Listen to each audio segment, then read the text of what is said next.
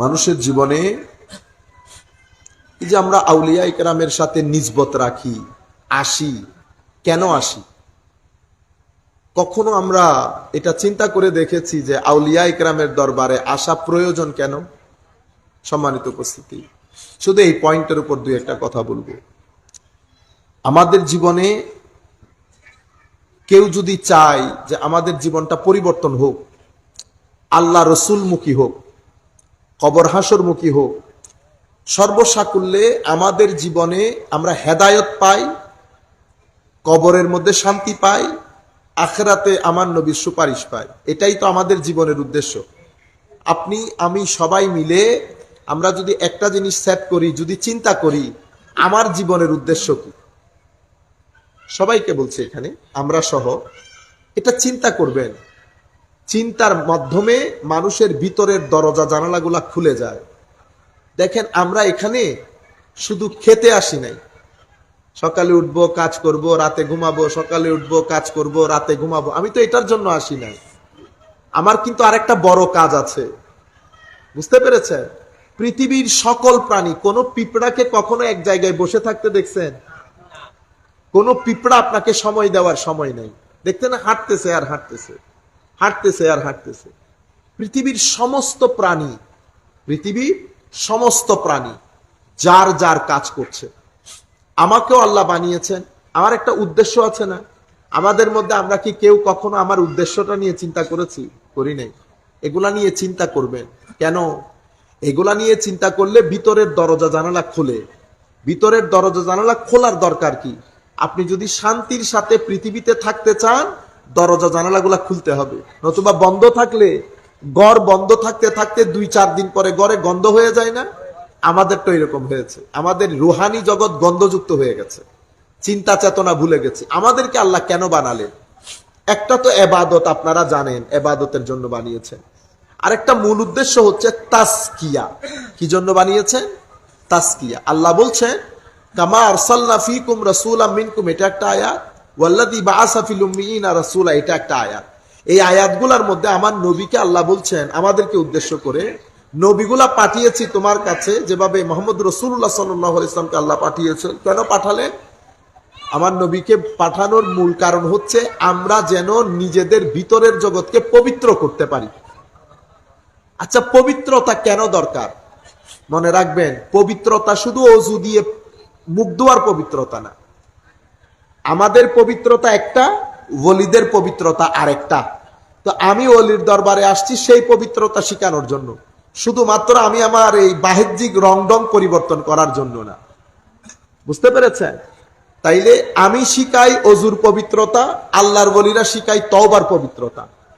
তওবার পবিত্রতা কেন দরকার হয়? মনে রাখবেন, আমাদের জীবন পরিবর্তনের পেছনে মূল ভূমিকা পালন করে সঙ্গ। কি? সঙ্গ। সঙ্গ মানে বুঝেছেন? সুহবত। আপনি যার সুহবতে আছেন, তার সুহবত আপনার উপর একটা প্রভাব বিস্তার করে। সাদা কাপড়ে যখন আপনি বাজারে যান, বাজার থেকে আবার যখন ফেরত আসেন, কাপড়টা ময়লা হয়ে যায় না? আপনি যখন বাইরে গেছেন এবং ভিতরে আসছেন, ময়লাগুলা কিন্তু আপনি দেখেন নাই, আপনার চোখে পড়ে নাই, কিন্তু আপনি যখন ঘরে আসতেন দেখছেন শার্ট ময়লা হয়ে গেছে। শার্ট কি হয়ে গেছে? ময়লা। ময়লা পড়তে কিন্তু দেখা যায় নাই, ময়লা যখন হয়ে গেছে তখন দেখা গেছে। আচ্ছা, শার্ট যখন আপনার ঘরের আলমিরাতে ছিল তখন কি ময়লা পড়ছে? পড়ে নাই। কেন? চতুর্দিক থেকে বন্ধ ছিল। কিন্তু আপনি যখন বাইরে এসেছেন, বাইরের আবহাওয়ার সঙ্গে আসছে না? আপনি একই শার্ট যদি আমেরিকা ইংল্যান্ডে পরেন, 1 দিন 2 দিন 3 দিন 4 দিন, 1 মাস 1.5 মাস, আপনার কাপড় কোনোদিন কালো হবে না। একটা গন্ধ হয়তো বের হইতে পারে, কিন্তু যদি আপনি পারফিউম ইউজ করেন, আতর ইউজ করেন, ওই গন্ধ বের হবে না। এখন আমাদের দেশের সাদা শার্ট একদিনে ময়লা, ইংল্যান্ড আমেরিকাতে সাদা শার্ট পরলে ময়লা হয় না। কেন হয় না? আমাদের এখানে আবহাওয়ার মধ্যে ময়লা বেশি। সাদা শার্ট যখন ময়লার সঙ্গে আসে কি হয়ে যায়? ময়লা হয়ে যায়। এখন আমাদের ভিতরে আরেকটা সাদা শার্ট আছে, ওইটা কি? কলব বলে না? কলব। মওলা তুই রে তুই, আউয়াল ও আখির মওলা তুই রে তুই। এটা বলার পরে ভিতরে একটা টান দিছে না, যেটা টান খাইছেন ওইটারে কলব বলে। কি বলে? কলব। কলবের ভিতরে আরো একটা জিনিস আছে, ওইটা কি? রূহ। মা আপনারা চিন্তা করতেছেন আম আছে না আম, আচ্ছা আমও বাদ দেন, বড়ই আছে না বড়ই, বড়ির একটা বাইরের অংশ আছে না, এটা আমাদের বাইরের অংশ। বড়ির একটা বিচি আছে না, ওইটা হইলো আমাদের কলব। বিচির ভিতরে কি আছে? মগজ। আমার চিটাঙ্গের ভাষায় কি বলি? মগজ। এটা আমরা খাই, তো দাঁত পর্যন্ত ফাটাই ফেলি না? তো মানব শরীরের মধ্যে একটা মগজ আছে, ওইটার নাম রূহ। ওইটার নাম কি? রূহ। বড়ইর গাছ যে উঠে, কোত্থেকে উঠে? ওই ভিতরের মগজ থেকে। দেখা যায় কয়টা জিনিসের ভিতরে দেখছেন? বাইরে বড়ইর অংশ, এরপরে বিচির অংশ, এরপরে মগজ, সবচেয়ে ছোট অংশ। কিন্তু এই যে আপনি বড় বড়ই গাছ দেখতেছেন, অসম্ভব মিষ্টি বড়ই, সমস্ত শক্তি কিসের মধ্যে? ওই মগজের মধ্যে। কিন্তু সামান্য মগজ না, সামান্য একেবারে, আপনি দাঁতের মধ্যে তো আসেও না, দাঁতের ফাঁকে ঢুকে যায়। জিনিস ছোট, কিন্তু পুরা বড়ই গাছের শান শৌকত, বুঝতে পেরেছেন? বড়ই টেস্ট সবকিছু ওই মগজের ভিতরে। আমাদের ভিতরে যে মগজ দিছে, সেই মগজের মধ্যে সব শক্তি। সেই মগজের শক্তি যদি কাজে লাগে তো আল্লাহর ওলি হয়ে যায়। সেই মগজের শক্তি রয়ে গেল শরীর, বড়ইটা খেয়ে ফেলি। আমাদের বড়ইও, এটা আমাদের বড়ই আর কি, এটা মাটির পরে কি করে ফেলবে? খেয়ে ফেলবে। কিন্তু বড়ইর ভিতরে বড়ইটা খেয়ে ফেলছেন, যদি মগজ প্রপার হয় বড়ই গাছ উঠে। এ বড়ই গাছ উঠছে না? এটা কি মাজারকে কি বলে? বড়ই গাছ উঠছে আর কি। তো বড়ই গাছ এটা কেমনে উঠলো? ওই মগজের কারণে। আমার মধ্যে মগজ নাই, আমারটা বড়ই গাছ উঠে না। যেটার ভিতরে মগজ আছে ওইটার বড়ই গাছ উঠছে। এখন ওনার এটা বড়ই গাছ উঠলো কেমনে? উনি ওনার মগজকে যেখানে লাগাইছেন সেটা উর্বর ছিল। কি ছিল? উর্বর। আমাদেরটা উর্বর না। আমাদেরটা উর্বর না কেন? সঙ্গ বলেছি না, সঙ্গ। ওনার সঙ্গ কার সাথে ছিল? জি বলেন, উনি কার সঙ্গে ছিলেন? কার সুহবত? হ্যাঁ, আবার বলেন। হ্যাঁ, তো সোহবতের কারণে সঙ্গ দোষে কি বাসে? লোহা বাসে।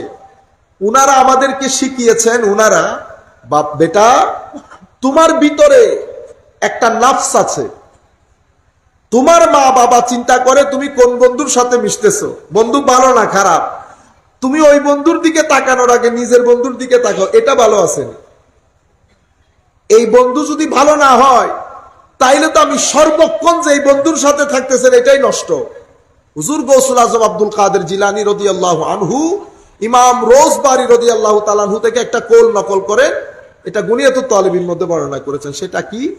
উনি এটাকে, আমি এমনিতে নরমালি বলে যাচ্ছি, অনেক লম্বা কথা, তো সাকমুত তাবিয়া বলেছেন। অর্থাৎ আমার ভিতরের যে অংশ, এটাকে যদি আমি ধুইতে না পারি, কি দিয়ে ধুবো? তাসাউফ, তরিকত, পীর, মুরিদি, তিনটা শব্দের মধ্যে ঘুরে। একটা শব্দের নাম তাসকিয়া, একটা শব্দের নাম তাসফিয়া, একটা শব্দের নাম তামির। আমরা সেগুলো একটু পরে আপনাদেরকে বুঝাই দিলে আজ আমরা খুব সংক্ষিপ্ত সময় শেষ করে দেব। তাইলে প্রথমে আমাদের জীবনের উদ্দেশ্যটা কি? তাসকিয়া। উদ্দেশ্যটা কি? তাসকিয়া। তাসকিয়া কেন দরকার হয়? তাসকিয়া দরকার হয়, যদি তাসকিয়া না থাকে তো আমি আর প্রাণীর, অন্যান্য প্রাণী জগতের প্রাণীর সাথে কোনো পার্থক্য থাকে না। আমাকে আল্লাহ রাব্বুল আলামিন এত নবী রাসূল পাঠিয়ে আমার নবীকেও আল্লাহ 4টা প্রধান জিম্মাদারি দিয়েছেন। তোর মধ্যে একটা জিম্মাদারি হচ্ছে তাসকিয়া। একটা জিম্মাদারি কি? তাসকিয়া। প্রথম জিম্মাদারিকে বলে তেলাওয়াত। তিলাওয়াত কিসের? কোরআনের। তো কোরআনের তিলাওয়াত পরবর্তীতে যারা আমাদেরকে শিখিয়েছেন তাদেরকে আমরা কি বলি? কারি। কি বলি? কারি। আর তাসকিয়া আমাদেরকে যারা শিখিয়েছেন তাদেরকে কি বলি? ওলি, পীর, মুর্শিদ। মুর্শিদ যদি মুর্শিদ হয়, ডঙ্গালা না, প্রপার মুর্শিদ, যিনি তাসকিয়ার নিয়ম নীতি জানেন। বুঝতে পেরেছেন? আচ্ছা, এরপরে তালিম। নবীর একটা তাসকিয়া, একটা তালিম। তালিম যারা দেন তাদেরকে কি বলি? মুফতি বলি, মুহাদ্দিস বলি, মুফাসসির বলি, ব্যাকরণবিদ বলি। এরা উলামায়ে কেরাম। বুঝতে পেরেছেন? আপনারা কখনো তাসকিয়ার আলেমদের কথা বলতে গিয়ে তালিমের আলেমদেরকে ছোট করবেন না। সবাই মিলে আমার নবীর শরীয়তে ইসলামের পাহারাদার। কিদার? পাহারাদার। এরা আল্লাহর নবীর শরীয়তকে পাহারা দেয়, আল্লাহর নবীর দ্বীনকে পাহারা দেয়। ইন্না নাহনু নাযালনা যিকরা ওয়া ইন্না লাহু লাহাফিজুন। আমরা এই দ্বীন তোমাদেরকে দিয়েছি, সংরক্ষণ করেছি, দিয়েছি, এটার সংরক্ষণ আমরা করব। আল্লাহ কি বলেছেন? আমরা করব। আমি করব বলেছে না। আমি বলেন নাই কেন আল্লাহ? তো শুধু আমি করব না, তো এখানে আমরার মধ্যে অনেকেই আছে। কে কে আছে? আমির ভান্ডারও আছে। এখানে যত মানুষের মাধ্যমে কিয়ামত পর্যন্ত দিন সংরক্ষিত হবে, দিন প্রচার হবে, দিন প্রসার হবে, প্রত্যেক ব্যক্তি আল্লাহ রাব্বুল আলামিন ইন্নার মধ্যে শামিল করেছে। এটাকে শিরিক বলে না। এটাকে কি বলে না? শিরিক বলে না। কিন্তু এখানে শরিক আছি, কিন্তু শিরিক নাই। কেন? কারণ এরা যারা আছে এরা সবাই হচ্ছে হিজবুল্লাহ। কি? আবার হিজবুল্লাহ শব্দ বললেও ভয় করে, এটারও নষ্ট করে দিছে, কিন্তু এটা কোরআনী শব্দ। বুঝতে পেরেছেন? হিজবুল্লাহ কারা?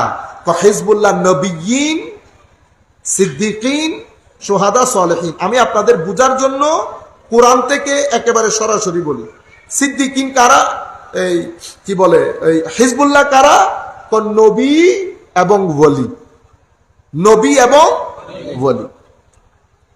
তো নবী এবং ওলি যখন বলেছি, আল্লাহর ওলিদের মধ্যে নবীদের পরে সবচেয়ে বড় ওলি কারা?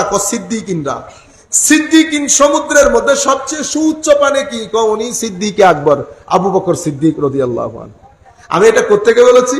সূরা হাদীদের একটা আয়াত এসেছে, ওই আয়াতের মধ্যে আল্লাহ বলেছেন ওয়াল্লাযীনা আমানু বিল্লাহি ওয়া রুসুলিহি উলাইকা হুমুস সিদ্দিকুন ওয়াশ শুহাদাউ ইনদা রাব্বিহিম লাহুম আজরুহুম ওয়া নূরুহুম।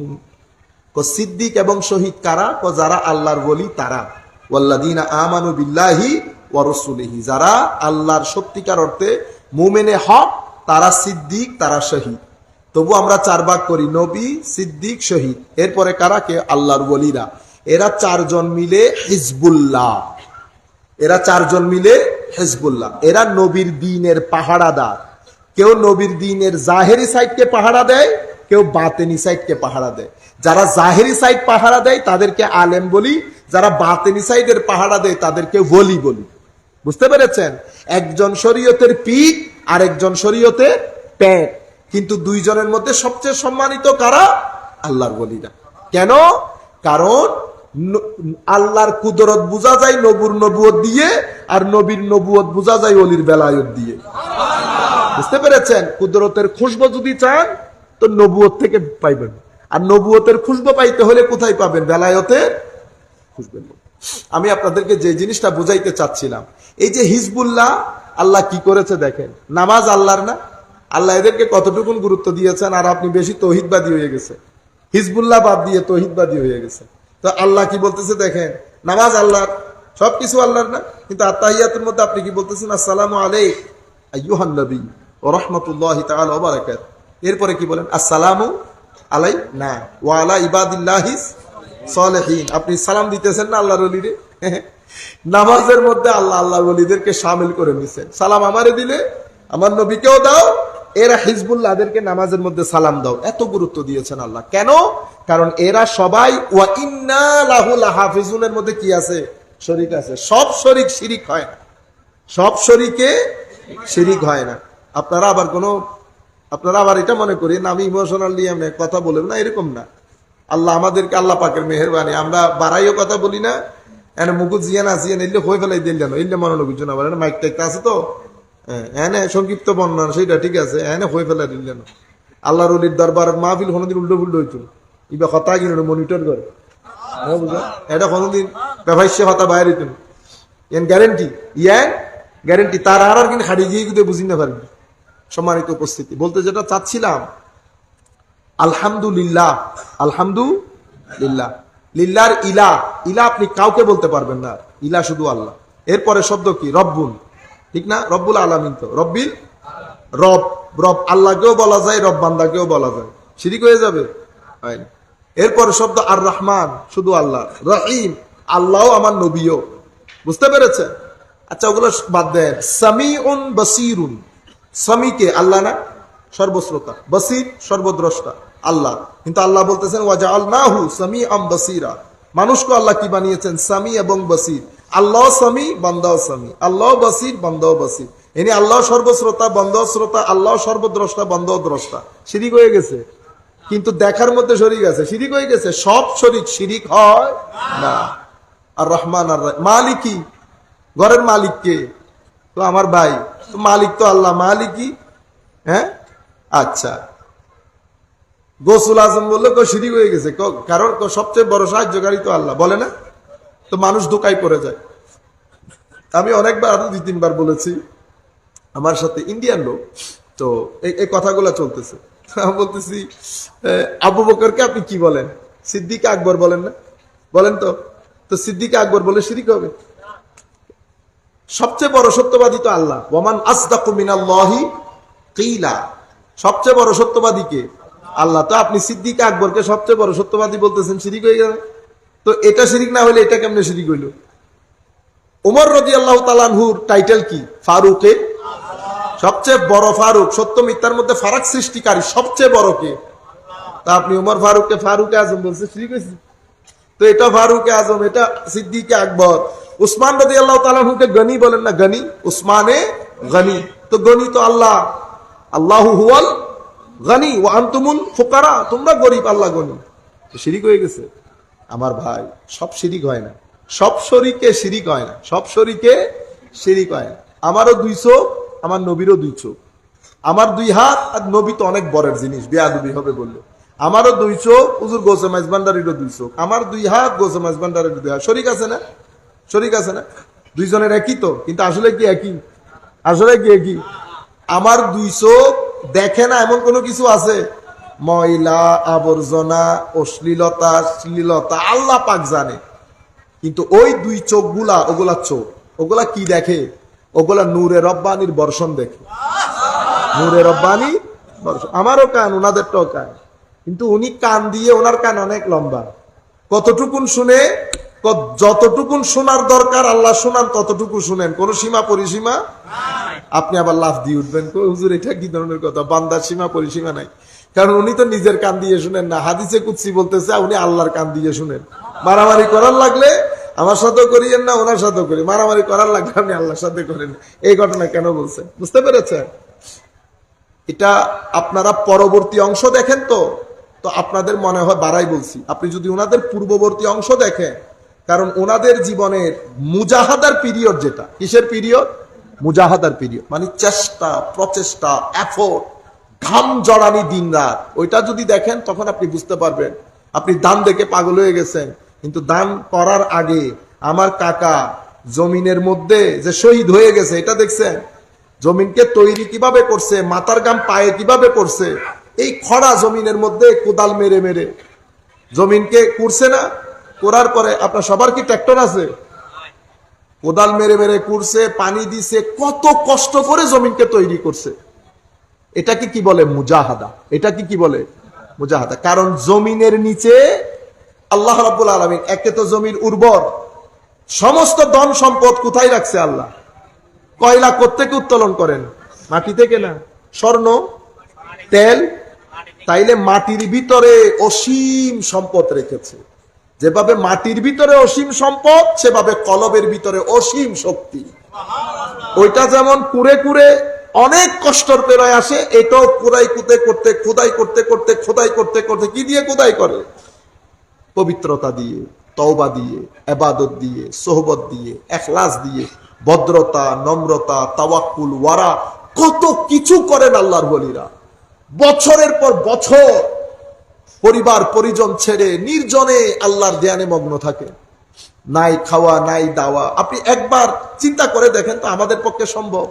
আমরা তো প্রথমে চিন্তা করব বাথরুম, কত কিছু, কিন্তু এরা যাচ্ছে তো যাচ্ছে রাত ব্যাপী। আমরা তো 1 ঘন্টা ঘুমাইতে না পারলে অবস্থা খারাপ হয়ে যায়। আপনারা আল্লাহর ওলিদের এই সাইডটা দেখেন, অনেক কষ্ট। মুজাহাদার পরে আমার কাকা যেমন ধান রোপণের আগে, এই যে জমিন তৈরি করার পরে মুজাহাদা পিরিয়ড শেষ, যখন ধান লাগিয়ে ফেলেছে তখন কি, তখন উনি আইলে আইলে হাঁটেন, ঠিক আছে না, দেখে কোনো আগাছা উঠছে কিনা।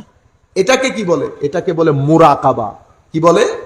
তাসাউফের জগতে কি বলি? মুরাকাবা। আগে যখন জমিন তৈরি করছি কিভাবে? তাসকিয়ার মাধ্যমে। তাসকিয়া কিভাবে করছি? অজুর পানি ডালছি, তওবার পানি ডালছি, শুধু পরিষ্কার করতেছি, নামাজ দিয়ে, তিলাওয়াত দিয়ে, জিকির দিয়ে, আল্লাহর ওলির দরবারে বসে সোহবত দিয়ে। মনে রাখবেন, এগুলা বাদে বাকি কেউ কোনো কিছু বললে দুনিয়াদারি। আমার নবী এই দিন আমাদেরকে শিখান নাই। যদি সহজভাবে পারা যাইতো, আবু বকর সিদ্দিক রাদিয়াল্লাহু তাআলা পুরা দন দৌলত দিয়ে পুরা জীবন কুরবান করার কোনো দরকার আছে? আমার নবী পারতো না? আমাদের যদি এই আশা থাকে যে কোনো কিছু বাদ দিয়ে আল্লাহর ওলির নাম দিয়ে চলে যাব, এটা সবচেয়ে বড় মিথ্যা কথা কেউ আপনাদেরকে শিখিয়েছে হবে। ধর্ম এগুলা নাই। কেন আমি এই কথাগুলা সব জায়গার মধ্যে গিয়ে গিয়ে বলছি? শুধু একটা জিনিস আপনাদের কাছে চাচ্ছি, হযরতে আমিরুজ্জামান কিবলা কাবা রহমতুল্লাহ আলাই সহ সমস্ত আউলিয়ায়ে কেরাম আল্লাহর জগতে এই সমস্ত ওলিদের সমালোচনা কেউ কখনো করতে পারে নাই। কেন? কারণ তারা জাহের বাতেনে এক ছিল। তাদের জিন্দেগির মধ্যে নামাজ দূরের কথা, নওয়াফেল যতটুকুন ছিল, নওয়াফেল নামাজ ফরজ তো অনেক দূরের কথা, তারা জীবনের মধ্যে ডান পা দিয়ে তো মসজিদ থেকে বের হয় না। সুন্নতে রাসূলকে এভাবে হেফাজত করেছে তারা। ফরজ তো আছে, নফলও আছে, সুন্নতে রাসূল মুস্তাহাব কাজ পর্যন্ত তাদের জীবনে তারা কি করে না? মিস করে না। তাদের জীবনের মধ্যে আপনি আওয়াবিন বলেন, ইশরাক বলেন, চাশত বলেন, নওয়াফেল তো আছে।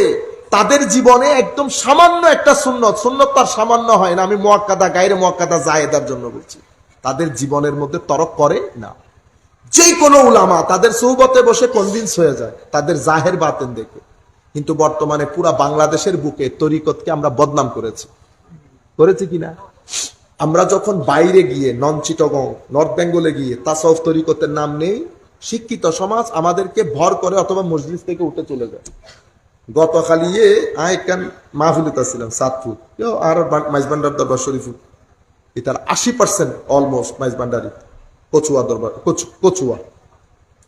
আই শুধু হই দি হুজুর গৌসে মাইজবান্ডারি সাইদি 500 উঠানো শুরু করছি। কতক্ষণ পরে দেখি মাইজবান্ডার দরবার শরীফের হতা হওয়ার পরে দি আর মনে হতে 20, 30, 40, 50 জনের বেগুন আস্তে আস্তে উঠি উঠি কি দে যার বিদে চলে যাচ্ছে। আমার রাগ উঠেছে অনেক বেশি। মাহফিলে না বসলে না বসে, আমি এখানে গীত করতে আসিনি, বসলে আপনার বসে থাকতে হবে। মাহফিলের একটা আদব আছে। আমি একটা জিনিস পড়াইতে আসছি, আপনি পড়ে যাবেন, না পড়লে আপনি মজলিসে বসছেন কেন? আপনাকে কে বলছে আনা গানা অমুক আসছে শেষ অমুক আসছে, এটা করিয়েন না আপনি। হয় আপনি আমাকে দাওয়াত করছেন কেন? তাই আমি তো এখানে আপনার টাকা পয়সার জন্য আসিনি।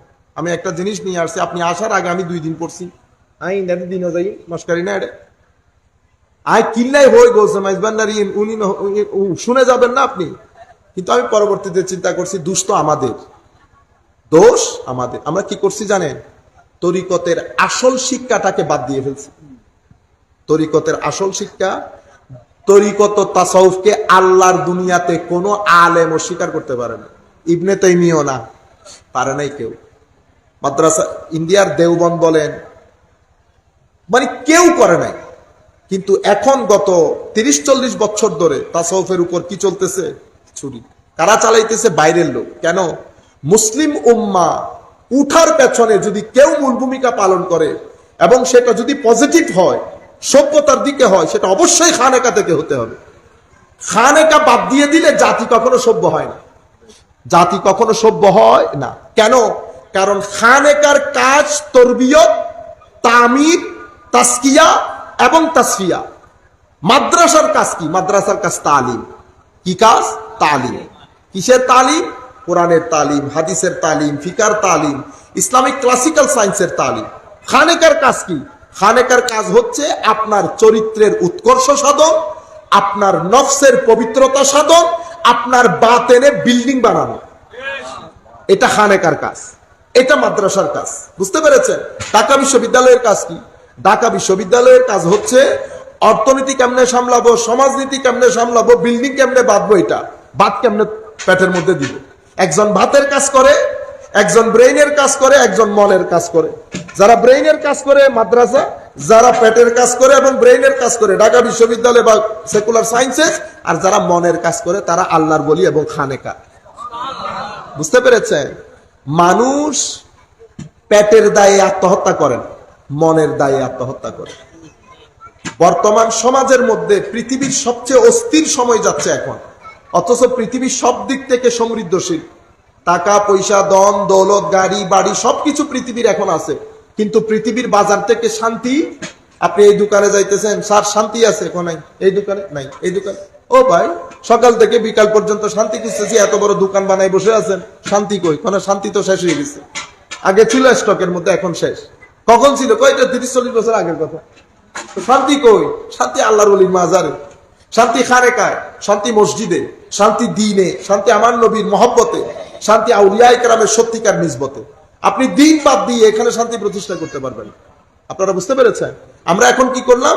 আপনার আল্লাহর ওলির শিক্ষা, তরিকত, তাসাব্বুফ এটাকে পিছনে ফেলে নির্দিষ্ট কিছু অনুষ্ঠানের মাধ্যমে তরিকতকে সেলিব্রেট করা শুরু করলাম। আমাদের কিছু বিরুদ্ধবাদী লোক আছে না, যারা সর্বক্ষণ আমাদের পিছনে লেগে আছে, তারা ভিডিওগুলা বের করে। এত বড় বড় উরুস, এত দারুণ দারুণ কাজ হচ্ছে, এই নমিদে নাই।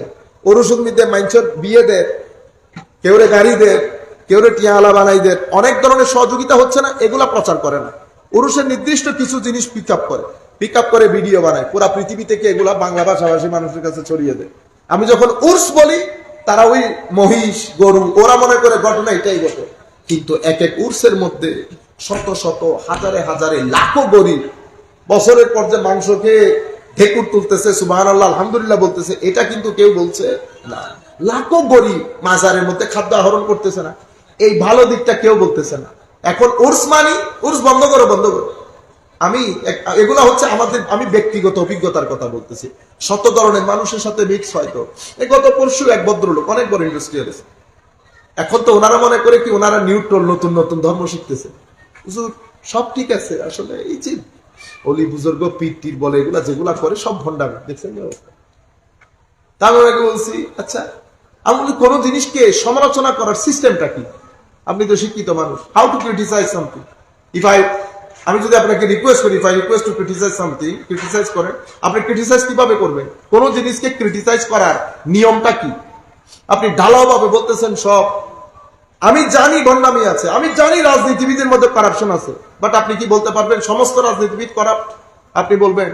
এখন আমি বলতেছি, আমি আপনাকে একটা কথা বললে আপনি মাইন্ড করবেন, ডোন্ট মাইন্ড। আমি আপনাকে একটা বলি, বাংলাদেশের অর্থনীতির চাকা নষ্ট করে দেওয়ার পেছনে ইন্ডাস্ট্রিয়ালিস্টরা দায়ী। আমি আপনাকে 100 দলিল দিতে পারবো। আপনি খুশি হবেন এটা? আপনি ব্যাংক থেকে লোন নেন নাই, আপনি আমার মৌলবি মনে করছেন, এনে উঠে চলে আসছি, আপনি রং জায়গায় নক করে ফেলছেন। আপনি আমার থেকে জিজ্ঞেস করবেন, don't try to make any comment because I am expert in this field. আমি ইন্ডাস্ট্রিয়ালিস্ট না, ওখানে গেলে আপনি মাস্টারি করবেন, এখানে মাস্টারি করার সুযোগ নেই। বুঝতে পারছেন? আমি কি কাজ কাটছি এতদিন, 30 বছর। আমি বলছি এই যে ইন্ডাস্ট্রির মধ্যে আপনি লোন নেন নাই, লোন নিছেন তো, কার টাকা লোন নিছেন? আপনার টাকা, আপনার 14 গোষ্ঠীর টাকা। এটা আমি গরিবদের টাকা ব্যাংকে রাখছি, সেই টাকা নিয়ে আপনি ইন্ডাস্ট্রি বানাইছেন, সেই টাকা নিয়ে ইন্ডাস্ট্রি বানাই আপনি ধনী হয়েছেন, ব্যাংক আলারা ধনী করছেন। আমি কই মাঝখানে? আমি কই? আমার কয় টাকা দিচ্ছেন? বুঝতে পারছেন? এখন আপনি গাড়ি দৌড়াচ্ছেন, আমি আপনাকে প্রশ্ন করতে পারি, লেক্সাস নিয়ে আসছেন প্রায় 80 লাখ টাকার গাড়ি, how much money you pay as a tax? Tax pay করেন? কত টাকা করেন? তা আমি যদি বলি সবাই corrupt, will you be happy? আমি যদি বর্তমানে বলি বর্তমান সময়ে যত ব্যবসায়ী আছে সবাই করাপ্ট, ভালো লাগবে আপনার?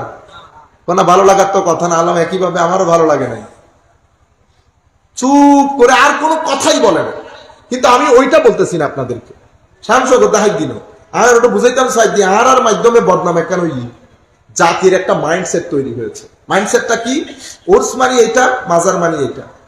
বুঝতে পেরেছেন? ওখান থেকে যদি আমরা রিভাইভ করে আমরা আবার আগের জায়গাটা ফেরত আনতে না পারি, আগামী 10, 15, 20 বছর পরে জাতিকে আমরা মাজারের দরজা বন্ধ করে দিতে হবে।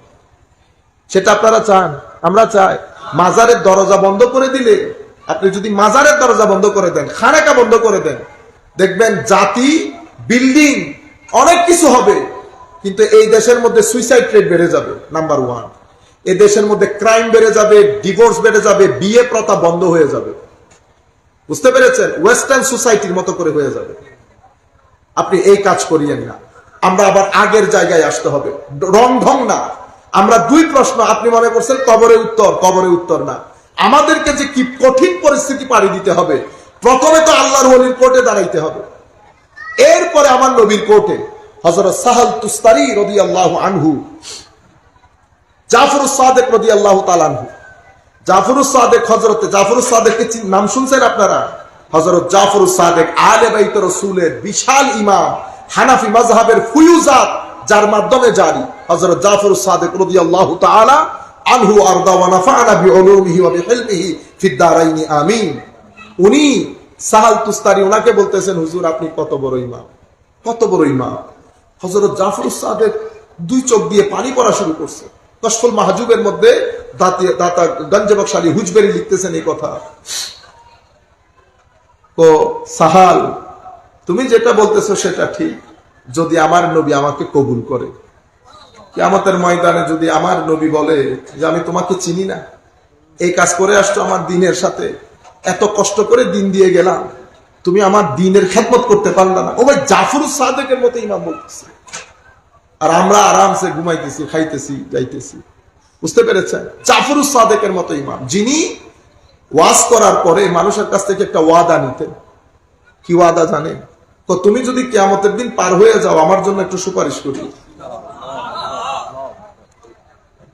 হেরেম শরীফের মধ্যে এক ব্যক্তি কান্নার রোল পড়ে গেছে, চতুর্দিক থেকে লোক ওনার কান্নায় সবাই কাঁদতেছে সমানে। আল্লাহ, আসমান জমিনের মাঝখানে যত খালি জায়গা, আমার গুনাহ তার চেয়ে বেশি। আল্লাহ, পৃথিবীতে যত বৃক্ষ, বৃক্ষের যত পাতা, আমার গুনাহ তার চেয়ে বেশি। পৃথিবীতে যত পানি, মাওলা, তার চেয়ে আমার গুনাহ বেশি। আল্লাহ, তুই যদি আমাকে ক্ষমা না করস মাওলা, তুমি যদি আমার উপর দয়া পরবশ না হো, আমি আটকে যাব, আমি বড় জালেম মাওলা। মাথার উপরে শল দিয়ে অজর ধারায় কান্নাকাটি করতেছে। পাশে একজন আল্লাহর বলি দাঁড়ানো, উনি আল্লাহর দরবারে হাত তুলে বলতেছে, আল্লাহ, আওয়াজে মনে হচ্ছে এত বয়স হয় নাই মাওলা, ছোট বাচ্চা, কোনো গুনাহ করছে, হয়তো কোনো জুলুম করছে মাওলা, তাকে তুমি ক্ষমা করে দিও। উনিও কাঁদতেছেন, দোয়াও করতেছেন। দোয়া মোনাজাত শেষ করার পরে কাছে এসে জিজ্ঞেস করতেছেন, বেটা, শলটা তো তুলো, শালটা তুলো, একটু দেখি তুমি কে। তো উনি তো কান্নার মধ্যে শাল তুলে, এই মুরব্বী বেহুশ হয়ে পড়ে গেছে। যাই কেন জানে? তো শাল তুলে দেখেছেন উনি আর কেউ না, আলী জয়নুল আবেদিন রাদিয়াল্লাহু তাআলা।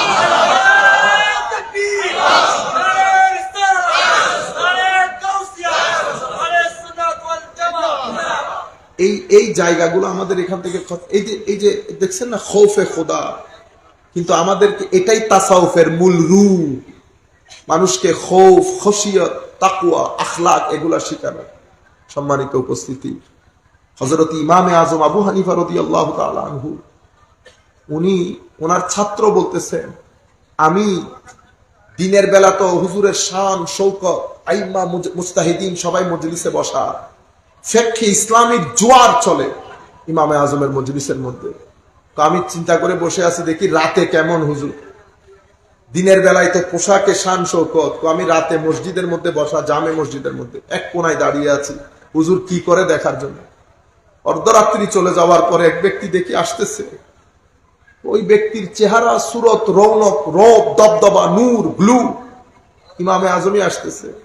তো মসজিদের কোনার মধ্যে ঢুকে এক পায়ের উপর দাঁড়িয়ে ডান হাতে দাড়ি ধরেছে, এভাবে ধরে বলতেছে, মওলা, আবু হানিফা জালেম তোমার দরবারে উপস্থিত, তুমি আবু হানিফার সাথে যা করার মওলা এখানে করো, কিয়ামতের ময়দানে যেন অপমানিত না হয় মওলা। ওই মওলা, কিয়ামতের ময়দানে যদি আবু হানিফা মাফ পেয়ে যায়, তাহলে এটা হাসরবাসীর জন্য বড় আশ্চর্যের কারণ হবে যে আবু হানিফাকে আল্লাহ মাফ করে দিয়েছে। চিন্তা করে দেখেন, এই কারণে পৃথিবীর কোন আলেম তাসাউফ তরিকতের সমালোচনা করে নাই। বড় বড় আলেম ওলিদের মজলিসে আসছে, যে অহংকার নিয়ে এসেছে, 2 মিনিটে অহংকার গলে পানি হয়ে গেছে। কারণ ওলিদের মজলিসের মধ্যে তাকওয়া, ইখলাস, আল্লাহ রাব্বুল আলামিনের নূরের তাওয়াজ্জু এবং বারিশ সর্বদা জারি থাকে। সে কোন ওলিদের মজলিসে, ওলিদের সিনার তাপ, এটা সূর্যের মতো, ওলিদের সিনার তাপ, এটা এভাবে মানুষকে আকর্ষণ করে। কিভাবে করেছেন ওনারা মুজাহাদা করেছেন, ওই আমার কাকার মুজাহাদা। এরপরে মুরাকাবা করেছে। মুরাকাবা কি? আল্লাহ রকিব, আল্লাহর একটা নাম কি? রকিব। আল্লাহ আমাদেরকে মনিটর করেন। তো আল্লাহ মনিটর করার আগে নিজেকে নিজে মনিটর করতে হয়।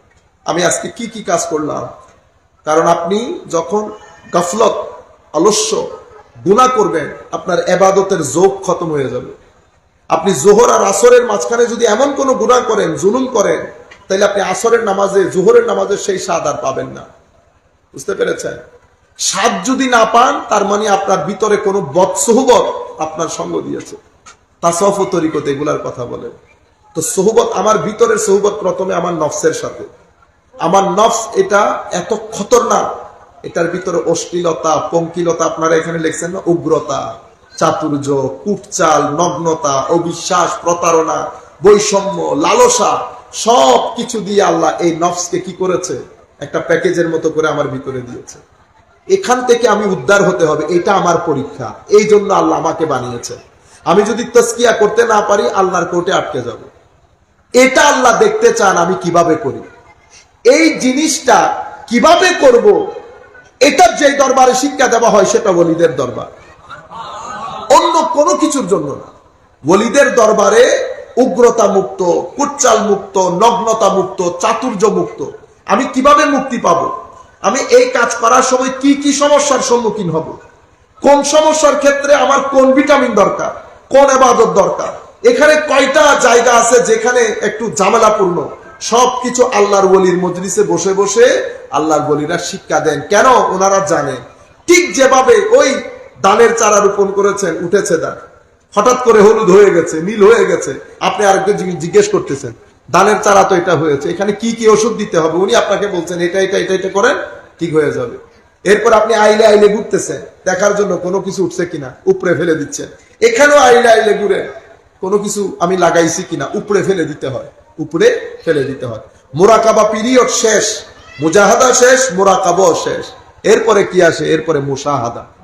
এরপরে মুশাহাদা মানি আমরা অত দূরে না যাই, আমাদের জন্য আমরা বলি মানুষের ভিতরে নফস যখন পবিত্রতার দিকে যায়, মানে এখানে আলোকিত হওয়া শুরু হয়। কি হয়? আলোকিত। এতক্ষণ পর্যন্ত 5টা ছিল, সকাল 5টা, চতুর্দিকে অন্ধকার, অন্ধকার ছাড়া কিছুই দেখেন না। যেই সকাল হতে শুরু করেছে, তাজকিয়া যখন করা শুরু করেছে, সকালের দিকে যাচ্ছেন, 6টা, 7টা, 8টা, পরিষ্কার হচ্ছে। ভিতরে যত পরিষ্কার হচ্ছে, আল্লাহর নূরের মাধ্যমে আপনার ভিতরের জগৎ আলোকিত হচ্ছে।